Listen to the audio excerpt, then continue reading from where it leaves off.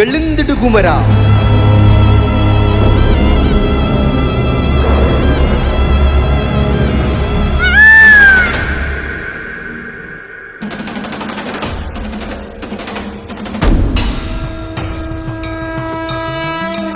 குறிஞ்சியின் குன்றுகள் எங்கிலும் தமிழ் எழுது, கல்லில் தமிழ் எழுது, வளர் புல்லில் தமிழ் எழுது. சகாப்தப்படிகளின் சரித்திரப்பிடிகளில் விரல்கள் இறுகப்பற்றிட தமிழ் எழுது. எங்கள் வாழ்வும் எங்கள் வளமும் மங்காத தமிழென்று சங்கே முழங்கு.